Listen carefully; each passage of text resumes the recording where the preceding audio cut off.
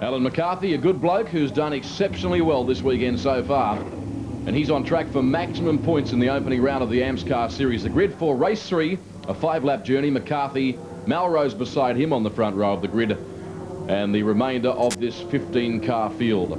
They start on the grid based on their finishing positions of the race prior. That's Michael Donoghue, who Colin Bond has been very steady today so far. He has. Well, he's been on the podium, I think, just about every time, and he's been the most consistent, I think, other than our winner, of course, who's won every race so far. So a good-looking field. We line up for a 5-lap sprint. It will be helter-skelter. The green light goes on, and away they go. That shot graphically shows the attitude of the cars. They're snaking all over the circuit. What a start by Kevin Waldock in the yellow Falcon, blasting from the 3rd row of the grid up into 2nd. But what about this man? The West Australian McCarthy's done it again and bounces away. I didn't think he was there for a minute. It looked like a bog down at the start, but once he got the thing going, he just bolted from them. Kevin Waldock, an outstanding start. Now, I saw Melrose offline. Izzy Watt is off the circuit at the moment. Oh, and there's Peter Dulman facing the wrong way. That's scary stuff. Dulman will try and reverse out of harm's way. And that was an interesting first couple of corners. Well, it was, actually. I don't know what actually happened. Obviously, Mel went wide.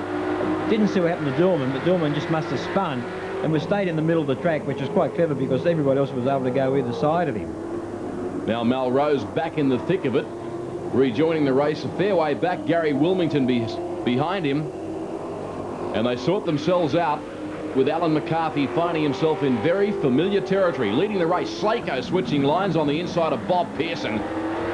And that's the West Australian Jeff Kendrick up on the inside of Melrose as we go on board with the Sydney driver. And I just saw a rear fender. There it is on the track now of Jeff Kendrick, the West Aussie driver.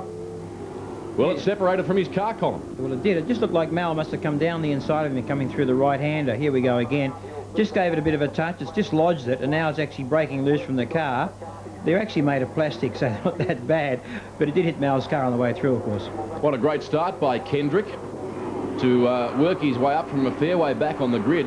That's Kevin Waldock, runs 2nd. He has a problem now with the barnstorming Bob Pearson up on the inside. Nice manoeuvre. Has he kept it straight? No, he hasn't. Went in too hot, Bob Pearson. And the Product car finds itself on the grass yet again. Well, Bob actually just tried to go down the inside, I think, do a late break, and it hasn't come off, as you can see, and has put himself back out of the race again. He's going to have to fight his way back again. And there's only, what, about 4 laps left in this particular race now. And Slako and Waldock, their battle continues here. McCarthy, Slako, Waldock, that's the top 3 for you as Waldock tries to get up on the inside. Great race here in event number 3. Stay with us as we take a break. And welcome back to our coverage of the 1997 Amscar Series. Sydney's Eastern Creek International Raceway is the venue. And a couple of laps from home now in race 3 of round 1. Slako, Donoghue, Waldock runs next, and that's the battle for 2nd, 3rd and 4th. Now there's been a mistake made by a driver that ran wide on that corner, which allowed Bob Pearson to get up on the inside. But they've all got a lot of work to do if they hope to chase down the race leader, Alan McCarthy, and the Falcon, the West Coast Racing Falcon. There's Waldock now on the right-hand side of your screen, racing into the pits, which is bad luck for him, Colin Bond. Well, it is. Kevin been going very, very well the whole time, and I don't know why he's come into the pits, but I must admit that our leader this time has actually just run away from the rest of the field. I guess it's been a bit of a combination. The car's been going extremely well, of course, but also the people behind him have been making mistakes. You know, we saw Mal go off and that, and Pearson, and they're the ones which have been applying the pressure, and actually now he hasn't got any pressure applied to him in this race. And I just noticed that Bob is starting to creep back up through the field, actually. It has been an outstanding performance by that man, the West Australian driver, McCarthy. Slako on screen runs 2nd, and he thoroughly deserves a podium finish after being consistent all weekend. Had some fuel starvation problems early in the first event. We heard from him a little while ago explaining the fact that he's now on top of those problems, and that is clearly the case as he runs strongly in the runners-up spot at this stage of proceedings. That's Gary Wilmington in the green Falcon, and that's McCarthy, the race leader. Now Oh, Slako no. runs wide. Donoher has a chance to get on equal terms. It is a tricky corner, that, Colin. Turn 9. Well, it is. It's a nice corner. It's a downhill corner, but it's a 180-degree bend.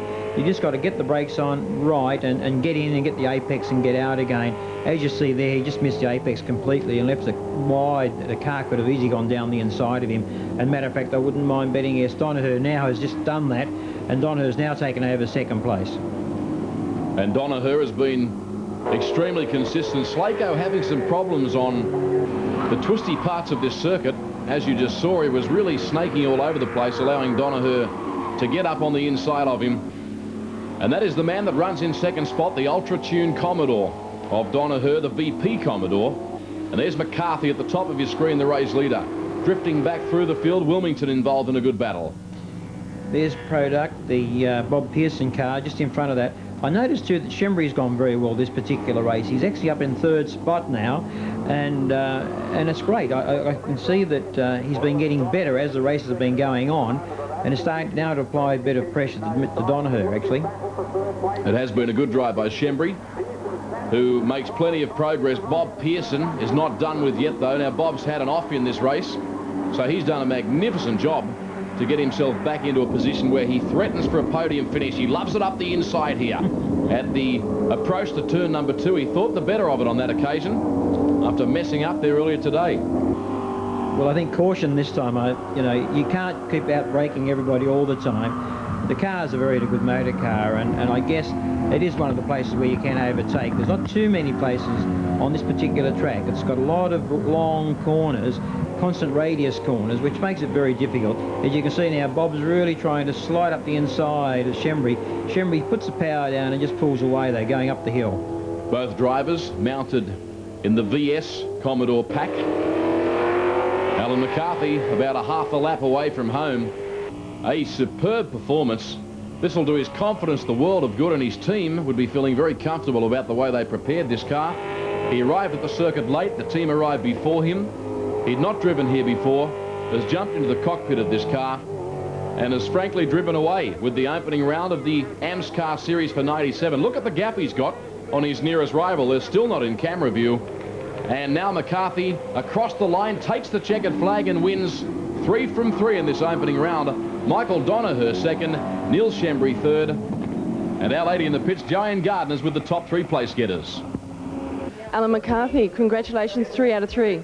Yeah, we're really pleased. Yeah, it's what we come here to do, and it's gone better than what we thought. So yeah, we're ecstatic. It was just an absolutely fantastic day, and I know I've said it before, but it was just a fairy tale debut for the car. And I've really got to thank Easy Fix Automotive, Andy, who looks after the car, Ultratune for supporting me, and I just hope that this is a forerunner to a very successful series for us and for everyone. I just think it's a great series, and it gives us a chance to show our potential in not such a big dollar field, I suppose, and I'm just wrapped. I think it's great. I mean, of course I would, I suppose. And let's recap the point score at the completion of this first round. McCarthy on 54, Donoher 36, then Bob Pearson, Melrose and Neil Shembry. Don't forget the next round of the Amscar series at Amaroo Park Raceway on the 20th of July in conjunction with the Super Tourists.